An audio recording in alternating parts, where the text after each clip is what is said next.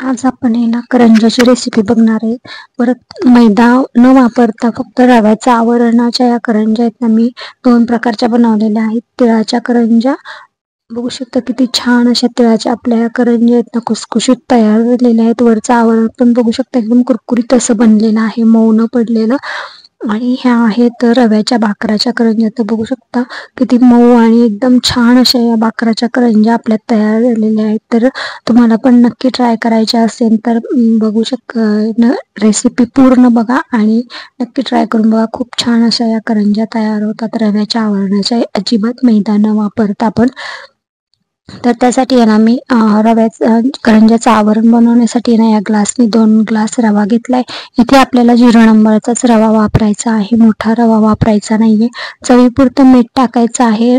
करंजी जरी बनवायची असली ना तरी याचं आवरणाला थोडंसं मीठ पाहिजे, म्हणजे कसं आपली करंजी छान लागते, टेस्टी लागते. तर मीठ नाही टाकलं तर अळणी लागण्याची शक्यता असते, त्यामुळे थोडंसं चवीपुरतं मीठ टाकायचं.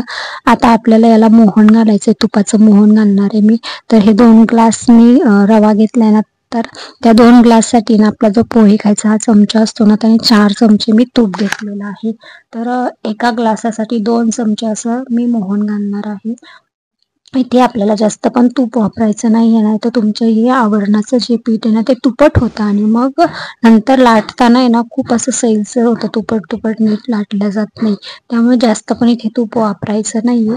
तर हे तूप चांगलं कडकडीत असं गरम करून घ्यायचं आणि ते रव्यावरती असं घालून घ्यायचं गरम असताना, गार वगैरे करायचं नाहीये.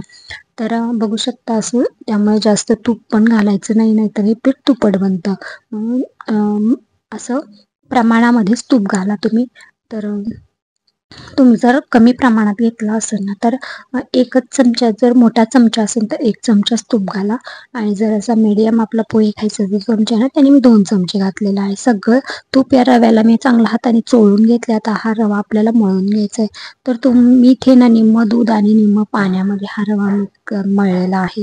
तुम्हाला जर नुसता पाण्यामध्ये रवा मळून घ्यायचा असेल तरी पण चालेल. तर ऑप्शनल आहे, तुम्हाला पूर्ण दुधामध्ये जर मळायचं असेल तर दुधामध्ये पण मळू शकता. पण मी इथे निम्म वापरलेलं आहे, निम्म दूध आणि निम्म पाणी. तुमच्या रव्याच्या प्रमाणामध्ये दूध आणि पाणी मिक्स करून घ्या आणि त्या प्रमाणामध्ये तुम्ही हे मळून घ्या. इथे आपल्याला पीठ आहे ना जास्त एकदम घट्ट पण मळायचं नाही, आपण जशी कणिक मळून घेतो ना तशी मळायची, कारण हा रवा आहे ना भिजल्यानंतर अजून फुगतो आणि मग जर पीठ जास्तच घट्ट झालं ना तर करंजी मग आपली फुटण्याची शक्यता असते, म्हणजे चिटकत नाही, लगेच सुकतं ना पारी. आणि मग त्यामुळं पीठ जास्त पण घट्ट बनवायचं नाहीये. पीठ आपलं मळून झालं, आता आपल्याला ते मुरायला ठेवून दे. पीठ चांगलं मुरेपर्यंत आहे ना आपण इथे लगेच बाकूर तयार करायला घेऊया. तर हा जे करंजीचं सारण आहे ना त्याला आमच्याकडे बाकूर म्हणतात. तर तुमच्याकडे काय सारण वगैरे म्हणत असतील ते तयार करायला घेऊया. तर त्यासाठी आहे ना मी 0 नंबरचा 2 वाट्या रवा घेतलाय. आपल्याला या सारणासाठी आहे ना 0 नंबरचाच रवा वापरायचा आहे. तर तूप टाकलेलं आहे 2-3 चमचा आणि तूप चांगलं कडकडीत गरम झाल्यानंतर रवा आपल्याला याच्यामध्ये टाकून घ्यायचा आहे. तर रवा चांगला फुलून येतो त्यामुळे, आणि मग आपला बाकूर आहे ना तो असा कचकच लागत नाही, कारण रवा चांगला फुलला तर मग चांगला भाजला जातो. जर तुम्ही गार तुपामध्ये जर हा रवा मिक्स केला ना तर तो असा फुलत नाही आणि मग कचकच बाकूर लागतो. तर त्यामुळं काय करायचं ना, तूप चांगलं कडकड गरम करून घ्यायचं आणि मग हा रवा याच्यामध्ये टाकून घ्यायचा. त्यामुळं बाकूर आपला छान असा फुलला जातो. तर बघू शकता तुपामध्ये ना मी सगळा असा बाकूर आहे ना भाजून घेतलेला आहे. जास्त पण इथे तूप टाकायचं नाही, नाहीतर हा रवा आहे ना खूप असं तेलकट बनतो, तुपट बनतो. तर अगदी 2 ते 3 चमचे मी तूप टाकलेला आहे. एका वाटीसाठी 3 चमचे टाकला आणि हा रवा चांगला असा गोल्डन कलर थोडासा येईपर्यंत चांगला खमंग असा भाजून घेतलेला आहे. त्याच्यानंतर मी भाकरासाठी किंवा आपल्या सारणासाठी लागणारी ती खसखस, अगदी थोडी 2 चमचे खसखस घेतलेली, ती पण चांगली खमंग अशी भाजून घेतलेली आहे. ते खसखस चांगली भाजून झाल्यानंतर आहे ना आपल्याला सारणासाठी आपण वापरलेले ते खोबरं, 2 वाट्या रव्यासाठी ना मी इथे 2 वाट्या खोबरं वापरलेलं आहे. तुम्हाला जर खोबऱ्याचं प्रमाण जास्त आवडत असेल तर अजून तुम्ही इथे 1 वाटी वापरलं तरी पण चालेल, परंतु मी जास्त पण असं 2 वाटी रव्यासाठी 2 वाटी खोबरं वापरलेलं आहे. मीडियम गॅसवरती आपल्याला हे खोबरं चांगलं भाजून घ्यायचंय. खोबरं भाजल्यामुळं काय होतं ना, आपल्या भाकऱ्याला खूप दिवस झाले ना तरी पण वास येत नाही. खवट असा वास येऊ नये ना म्हणून हे चांगलं कुरकुरीत असं खोबरं भाजून घ्यायचंय. तर बघू शकता तुम्ही असं चांगलं कुरकुरीत होईपर्यंत मी हे भाजून घेतलेलं आहे. आता आपला हा रवा भाजलेला आहे ना, तो गार झालेला आहे. आपण जे खोबरं भाजून घेतले ना ते पण गार झालेलं आहे. हे सगळं आपण गार झाल्यानंतर एकत्र मिक्स करून घ्यायचं. गरम असताना मिक्स करायचं नाहीये. चांगलं गार होऊन दिले आणि आता मिक्स करून घ्यायचंय.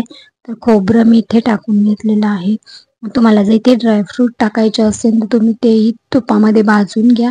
मिक्सरला त्याची बारीक पूड करून घ्या आणि नंतर याच्यामध्ये मिक्स करा. विलायची पावडर थोडी मी चवीनुसार टाकलेली आहे.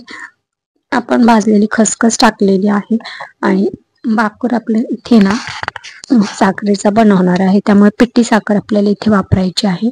तर बघू शकता मी अगोदर 1 वाटी साखर टाकून घेतलेली आहे आणि त्याच्यानंतर ही अर्धी वाटी अशी 1.5 वाटी मी साखर इथे वापरलेली आहे.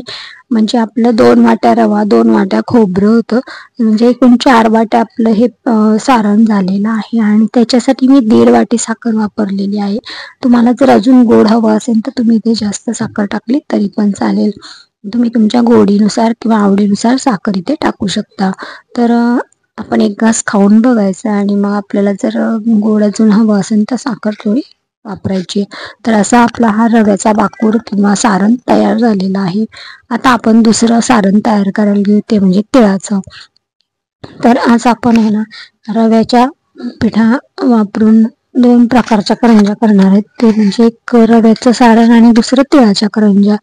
तर त्यासाठी मी 2 वाटे तीळ घेतलेले आहेत. आपल्याला हे गावरान तीळ आहेत. तुमच्याकडे जर गावरान तीळ नसतील तर तुम्ही पॉलिशचे जे पांढरे तीळ असतात ना ते वापरले तरी चालतील, परंतु गावरान तिळाच्या करंज्या खूप टेस्टी लागतात. आणि हे तीळ मी चांगले खरपूस असे भाजून घेतलेले आहेत.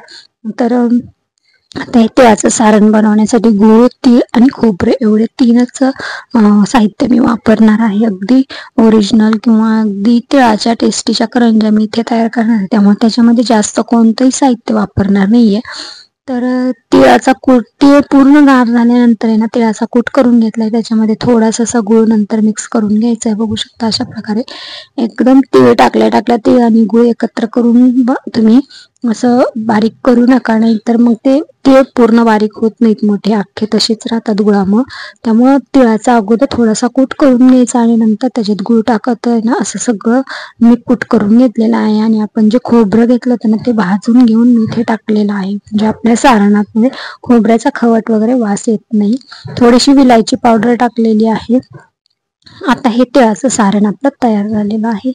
तर बघू शकता अशा प्रकारे अगदी झटपट अशी एकाच दिवशी मी दोन्ही सारण बनवून करंज्या तयार करायला घेतल्यात. आता तुळशीचे लग्न जवळच आलेत, तर तुळशीच्या लग्नासाठी खास म्हणून मी करंज्या तयार करते. तर म्हटलं चला तुमच्या बरोबर शेअर पण कराव्यात. तर आपण जो रवा घेतला होता ना तो बघू शकता कसं फुलून आलेला आहे, छान असं मऊ असं पीठ तयार झाले. परंतु रव्याला थोडस असं चेचून घेतलं ना तुम्ही तर करंज्या खूप एकदम मऊसूद आणि लुसलुशीत असं हे पीठ तयार होतं आणि करंज्या पण आपल्या खूप छान होतात. त्यामुळे मी रव्याला आहे ना असं थोडंसं चेचून घेतलंय.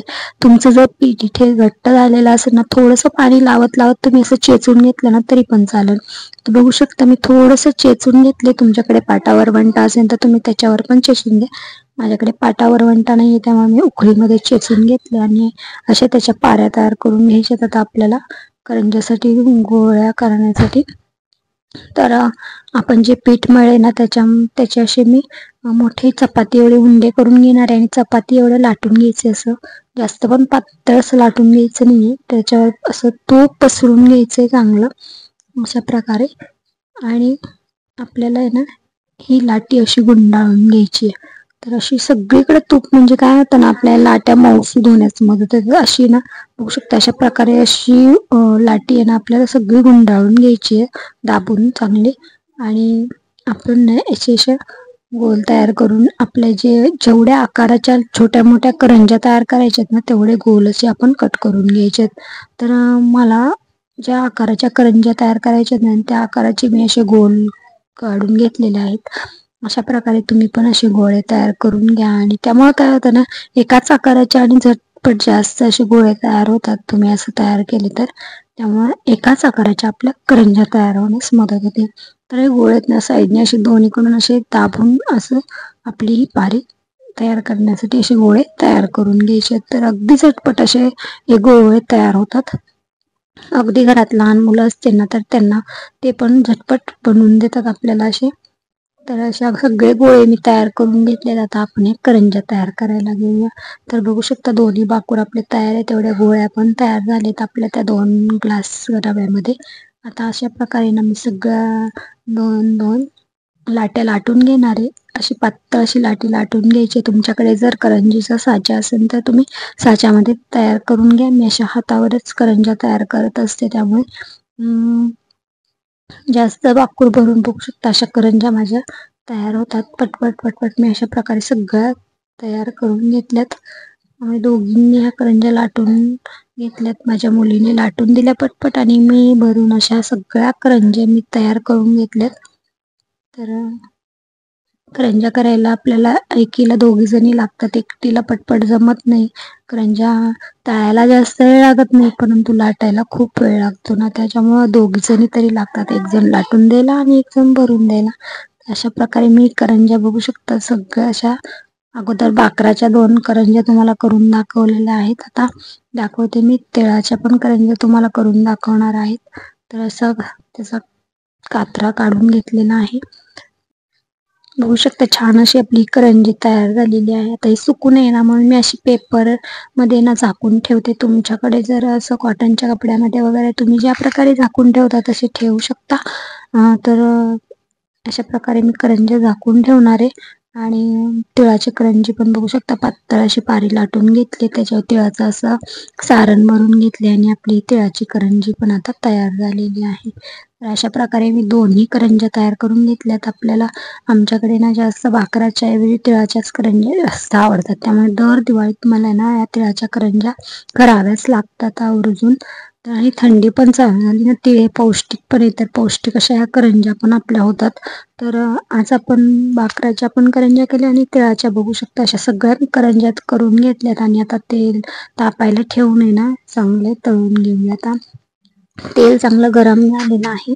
गरम तेलामध्येच आपल्याला या करंज्या टाकायच्यात आणि अशा चांगल्या असं तळून घ्यायच्यात. किती छान अशा करंज्या झाल्यात बघू शकता. अगदी त्याच्यावरती असे छान बुडबुडे पण आलेले आहेत, फोड पण आलेले आहेत. परफेक्ट अशा आपल्या ह्या करंज्या म्हणजे तयार झालेत. वरचं आवरण प्लेन असं झालेलं नाहीये. अगदी करंज्याचं जसं असतं ना असे फोड आलेले तसं छान करंज्या तयार झालेत. म्हणजे एकदम परफेक्ट असं आपल्या करंज्या तयार आहेत. बघू शकता एकदम छान करंज्या तयार आहेत. रेसिपी आवडली असेल तर रेसिपी लाईक करा, शेअर करा आणि आपल्या चॅनल नक्की सबस्क्राईब करा. अशा छान छान रेसिपी तुम्हाला दाखवण्याचा प्रयत्न करत असते. तुळशीच्या लग्नासाठी ह्या करंज्या मी आता तयार करायला घेतलेल्या आहेत. तर नक्की ट्राय करून बघा. दिवाळी तर तुमची छान झालीच असेल, पण आता तुळशीच्या लग्नाची तयारी म्हणून मी या करंज्या बनवलेल्या आहेत. अगदी छान अशा आपल्या ह्या करंज्या तयार आहेत. बघू शकता प्रत्येक 2 तिळाच्या आणि भाकराच्या करंज्या मी तळून तुम्हाला दाखवते. प्रत्येक करंजी अशी आपली छान फुगलेली पण आहे आणि त्याच्यावर असे छान छान फोड पण आलेत. म्हणजे कुरकुरीत राहण्यास मदत होते. अगदी संपेपर्यंत अशी कुरकुरीत राहणारी तिळाच्या आणि भाकराची करंजी आपली तयार आहे. नक्की ट्राय करून बघा. बघू शकता प्रत्येक करंजी छान फुगलेली पण आहे आणि किती छान अशी करंजी आपली लेअर पण छान तिचे तयार झालेले आहेत. ते आहेत तिळाच्या करंज्या, हे आहेत भाकराच्या करंज्या. तर दोन्ही करंज्या मी बनवलेल्या आहेत. अगदी छान करंज्या आपल्या तयार झाल्यात. नक्की ट्राय करून बघा आणि रेसिपी आवडली असेल तर नक्की लाईक करा, नक्की ट्राय करा. तिळाच्या करंज्या आवरण बघू शकता किती कुरकुरीत बनलेला आहे. आतला बाकूर पण आपला छान असा पसरून आहे, कुठेही गोळा झालेला नाहीये. तर ही आहे आपली भाकराची करंजी छान अशी तयार आहे बघू शकता.